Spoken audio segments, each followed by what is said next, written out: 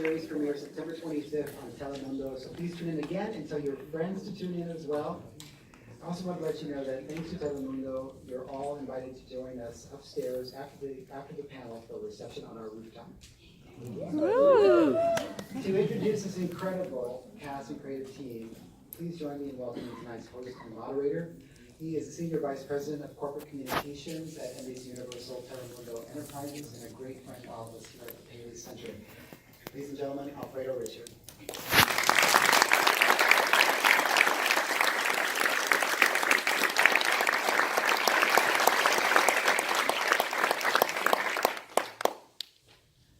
Thank you, Renee, and thanks everyone for being here. Obviously, we're thrilled to be here sharing this incredible project with you guys. And I promise I will not talk too much because you want to hear from others, not me.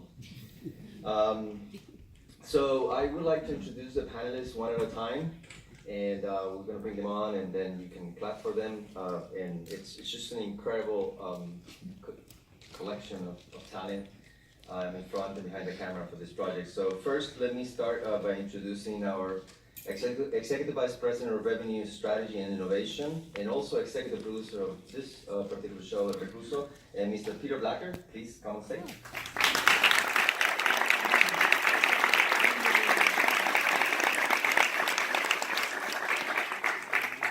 Next up, we have an Oscar-winning production designer for her work in Moulin Rouge, Brigitte Broche, please.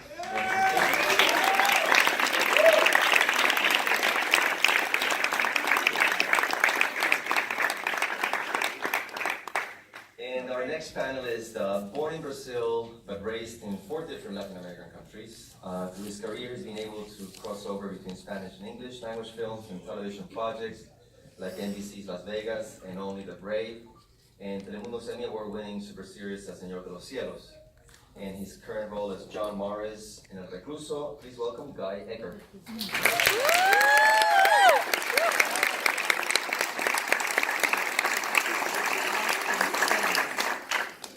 One of the most famous film and television and theater actresses in Mexico and all over the world. She has worked in the United States, Spain, Colombia, Argentina, and Brazil. Currently, she can be seen in the film American Curious and in Perfectos Desconocidos, a remake of the successful Italian film. Playing the role of Frida in El Recluso, please welcome Ana Claudia Talancón.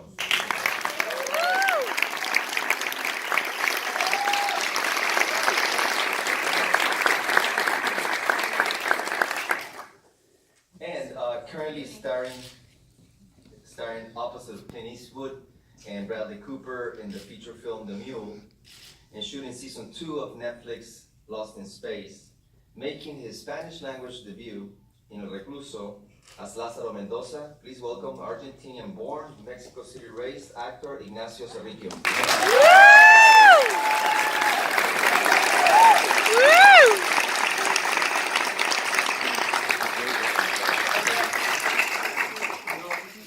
Hello, everybody. Hi. Hi. Thank you for joining us here today. I'm going to just open the conversation because I think there's a lot to cover and a lot to talk about. This is another project by Telemundo that I think is pushing the boundaries. And sorry, I can't see those lines.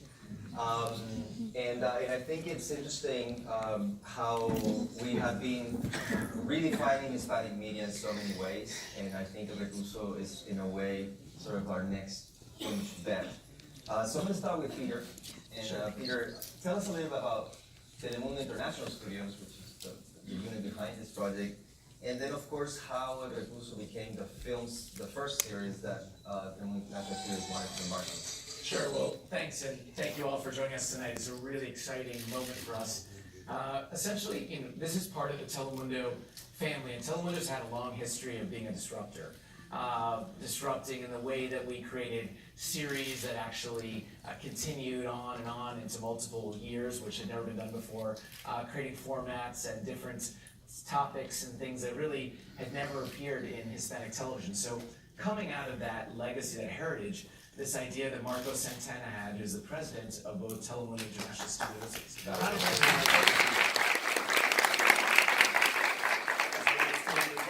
was to create a place where we could tell stories that really represent the new form of media consumption in this country, understanding that our audience, the audience of Telemundo Studios, and the audience of media in general is not just watching shows in one place or another. Whether they're watching Ignacio on Netflix or on broadcast television, they're seeing all of the different talented people in their formats in English and in Spanish and in many different places. So Marcos's idea was to create a home for these stories and to sort of pivot a little bit into even shorter formats, high quality, super premium products that we could create that would be representative of today's marketplace. And so El Recluso, which is actually comes from a very famous Argentinian show, El Marginal, which was actually created and produced by Sebastián Ortega of Underground Productions, is our first production. And Telemundo Studios only launched in 2016, and this is our first production. We're very excited about it.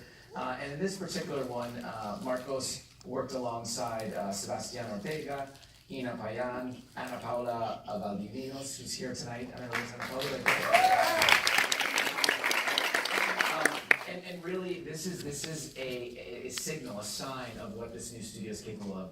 And we look towards the future to continue to mix together talent in front of and behind the camera who represents everything from Oscar award-winning work here in Hollywood, as well as the best and brightest talents throughout the Americas and Spanish-speaking media as well. And so we're really excited for tonight's launch.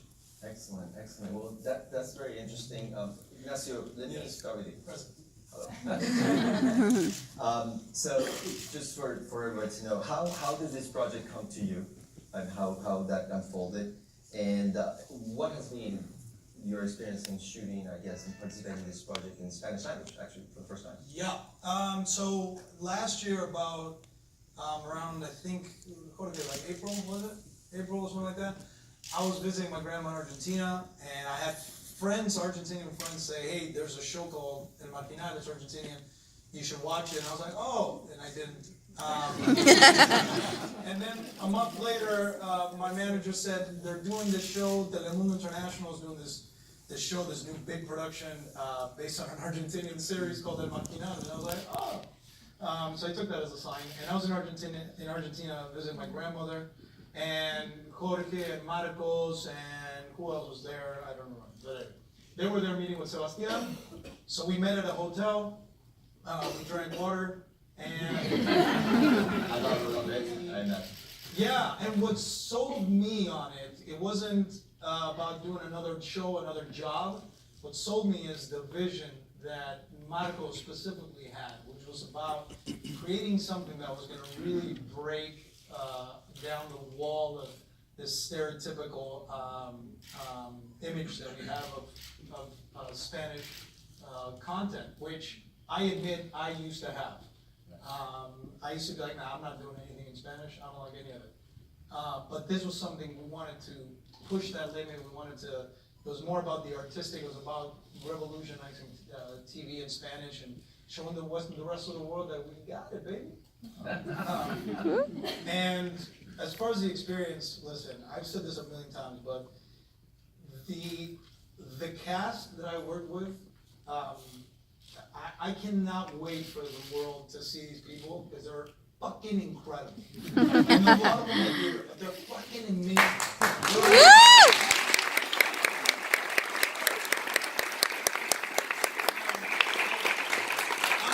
I'm most excited about people getting to, like everyone getting to know them because they're incredible. I don't want to say lucky as a cliche, but thank God for them because I would have sucked.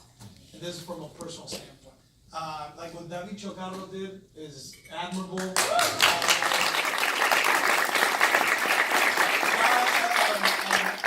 Eric had to play white supremacist, which is your wheelhouse? No. And Brigitte, I cannot stop talking about that woman because she is incredible. She created a world for us that I've never seen anything like that before in my life. Does things with so much love. And she's incredible. Thank you.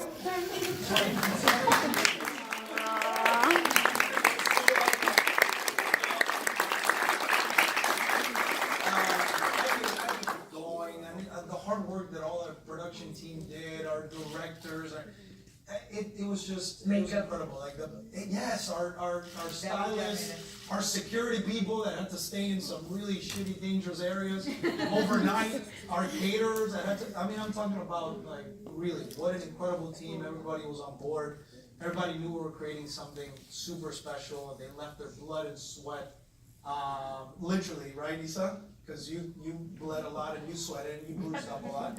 That's right. Yeah. It was amazing, and I'm super lucky. Well, great. Yeah. Great to hear you so pumped up. And I know that from your perspective, you have a very interesting character in Frida. What attracted you to that particular character?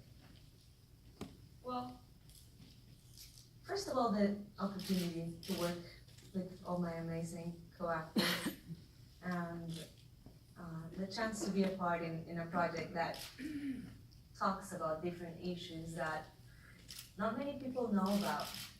So I thought that was very interesting, and that's what really got me into the project, the chance of being able to put this out and bring a light to it. You know, that's interesting because we were talking earlier, this obviously puts a focus on the issue of the life in prison and very much real issue, not just in America, but in Latin America. So I think your character is sort of like the savior or someone that brings a little bit of a ray of hope in life. Yeah. And that's so, do you think I like really you like kind that. of fix it, or do you feel like that your character will help a little bit bring in the light? I do. And it felt that way because the energy was very dense on set. A lot of testosterone. So that was tough, but I had an amazing character too that I enjoyed fully. Definitely. Well, that's great. Guy, let me ask you also as well, you know, you worked with Telemundo before and so you've been in both markets, but what was different about working in this project? 'Cause I think this, in a way, your character is, we don't know yet what's gonna happen, I'm not gonna tell either, but clearly you're the trigger of the problem. Yeah, I mean, I come from a long history of doing novelas, which are the long format, and I'm always the rich guy that falls in love with the maid. That's really. Exactly. So I was looking for a change in my career. I was looking for, I felt sort of pigeonholed in the protagonist role of always the good guy. And so I was looking for something different, and this was a character that I felt gave me that. I wanted to work in English again as well. So that attracted me, but this character's got a very dark side to him. He's the, like you said, the reason the whole show happens is because of an issue that I have with the gang that is down in the Recluso in Mexico, but my character looks very innocent in the beginning, and it's not that at all. More to come. Chaka chaka. Bridget, so.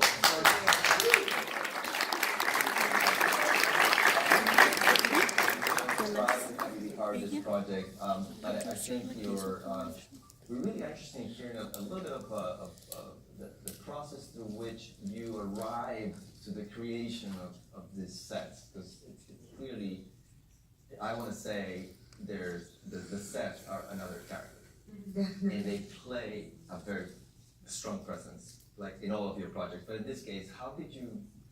Were you familiar with these environments? How did it happen?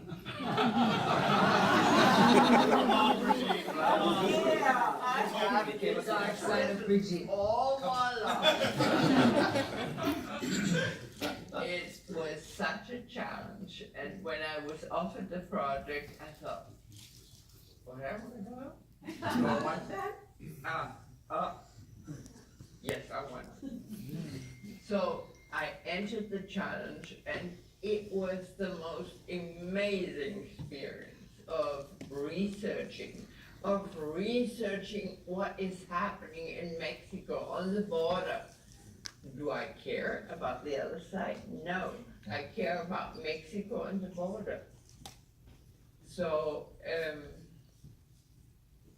to think the people that end up in prison and researching really deep down with tattoos, with attitudes, with gangs, the names of the gangs and how they're defined. It was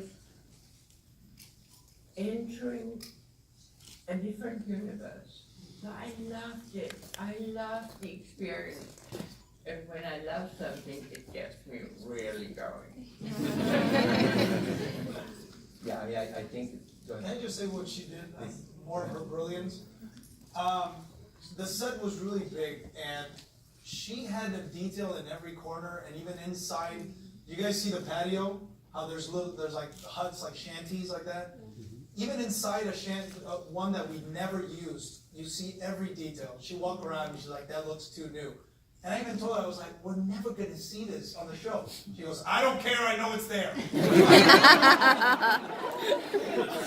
But it gave everybody else, you were entering a different world every time. And right, Eric, it made it so easy.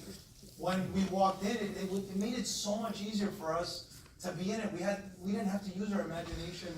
Because at it all. wasn't just It was the way there. The it smells. smelled. It smelled like You're real jail. like pee, right, Isa? No, it's true. She, Maybe. which is exactly. She had ticks, and Brigitte trains ticks and puts them in a set. So, yeah, that's actually, that's very interesting. because Farm raised. Organic farm raised. You are raising ticks. Although it's all, for the most part, happens in one place, what I've noticed is that it's the coexistence of all these subcultures and tribes. So I was going to ask you as well, obviously the prison environment is the one, but the level of how you went to design the sets for the white supremacists, for the gangs, and how did you do that? It is the process of every movie. You research to the depth, and you research every group of the bands that are present in the prison. You research everything to the bottom. That's the whole science. There's nothing else. And from there you take the inspiration, what to do. Don't fake it. Just do what you see, what you feel, what you're getting from there. Don't fake it. I hate fakes.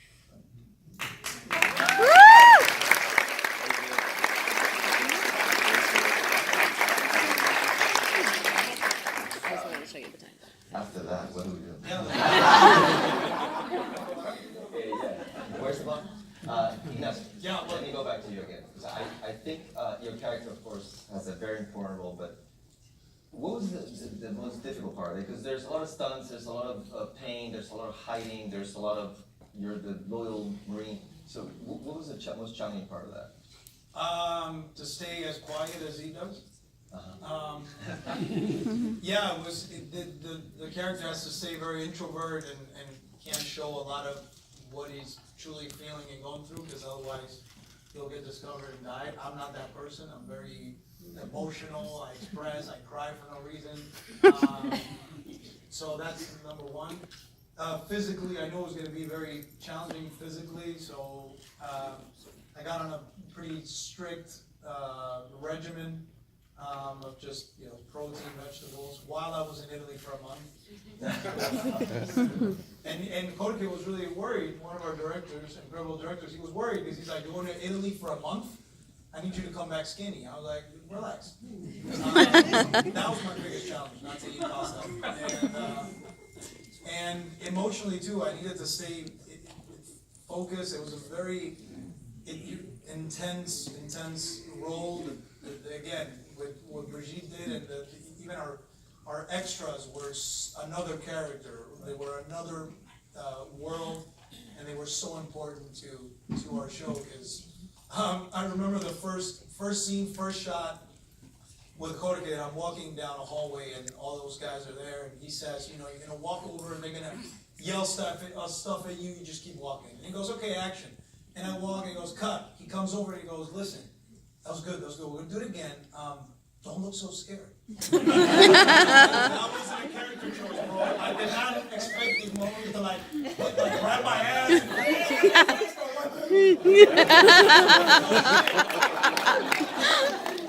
This is the real deal. Like, it was. So that's when I was like, okay, I cut off gluten from my diet. That's true. I did. I cut gluten from my diet so I could sleep better and not inflame my brain. And yeah, it was just trying to, honestly, in between takes, we try to keep it light and fun and have a lot of fun, because otherwise you go crazy.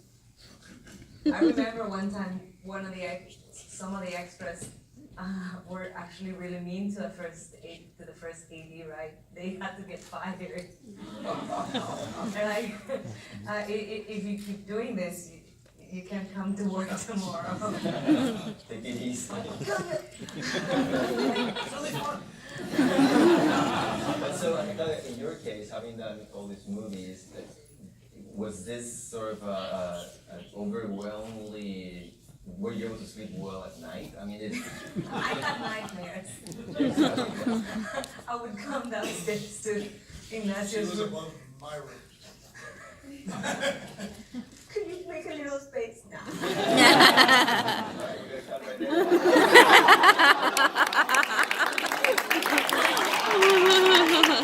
The rumors get started.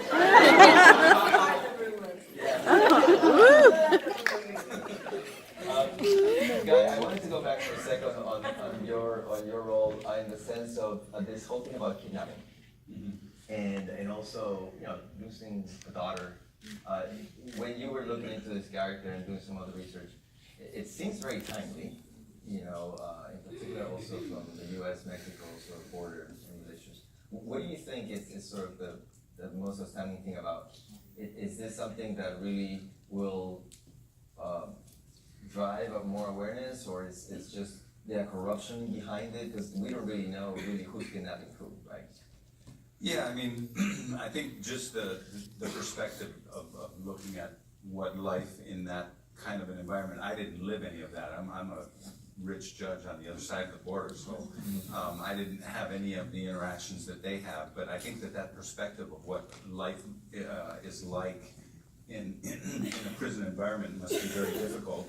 And I do have a daughter, and so the kidnapping thing was very scary thought for me to go through. I've lived in Mexico many times, and have not been in close calls, but it's something that you sort of have present in your mind. Yeah. And then I remember the scene that I saw, because there's a scene where they send me a video of my daughter on my computer. And it was very strong, because I didn't want to see the footage of Isabela before I actually did the scene, so I just waited to see it, and she did a phenomenal job with the thing. So watching her